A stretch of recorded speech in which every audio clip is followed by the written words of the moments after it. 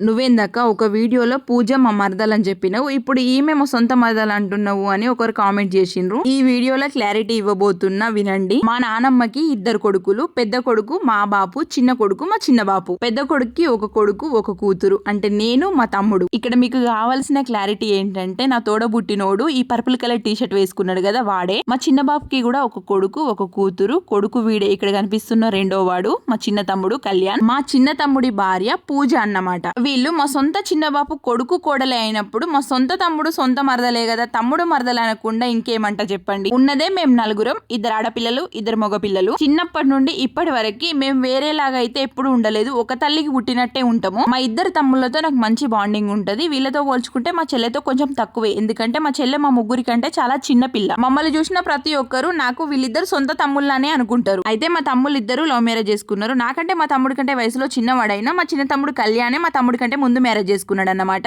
వాడికి ఇద్దరు కొడుకులు ఒక కూతురు. మా తమ్ముడికి ఇప్పుడైతే లేరు. చెప్పిన కదా మా మరదలు గైనిక్ ప్రాబ్లమ్స్ తో సఫర్ అవుతుంది అని. నన్ను అభిమానించే నా వైటి కుటుంబ సభ్యులందరూ కూడా మా తమ్ముడిని మరదల్ని గట్టిగా ఆశీర్వదించండి. మీ అందరి ఆశీర్వాదాలు ఫలించి మళ్ళీ సంవత్సరం ఈ రోజు వరకు నా చేతిలో అల్లుడైనా కోడలైనా ఉండాలి. నాకైతే మీరిచ్చే ఆశీర్వాదాలు ఫలించి మంచి పాజిటివ్ థాట్స్ నిస్తున్నాయి. అట్లనే మా తమ్ముడు మరదలకి కూడా ఈ కష్టాలన్నీ తొలగిపోయి వాళ్ళకి ఒక పండంటి బిడ్డని ఇవ్వాలి ఆ దేవుడు అని కోరుకుంటున్నా. మీరు కూడా కోరుకోండి. నేను చెప్పింది మీకు అర్థమైందని అనుకుంటున్నా. వీళ్ళిద్దరితో పాటు నాకు ఇంకా ఇద్దరు సొంత తమ్ముళ్ళు ఉన్నారు. వాళ్ళని కూడా మీరు చూసిండ్రు, మా ప్రణిగాడు మా చిన్నుగాడు. నేను చాలా వీడియోస్ లో చెప్పిన మా మమ్మీ వాళ్ళ చెల్లె మా చిన్నమ్మ, నేను అక్క అని పిలుస్తా. మా అక్క కొడుకులు వీళ్ళు మా తమ్ముళ్ళు అని. మేమందరము బ్రతికున్నన్ని రోజులు ఈ బంధాల స్థానాలు అయితే మారవు. మాలాగే చిన్నమ్మల పిల్లలు చిన్న బాబుల పిల్లలు కలిసి ఉండే వాళ్ళు ఎంతమంది ఉన్నారో ఖచ్చితంగా ఈ వీడియోకి కామెంట్ చేయండి. ఈ వీడియో నచ్చితే లైక్ చేసి మన ఛానల్ ని సబ్స్క్రైబ్ చేసుకుని వాళ్ళు ఎవరైనా ఉంటే సబ్స్క్రైబ్ చేసుకొని సపోర్ట్ చేయండి ప్లీజ్. ఇక నుండి ఇంకా మంచి మంచి వీడియోస్ తో మేము ముందుకి రాబోతున్నాము.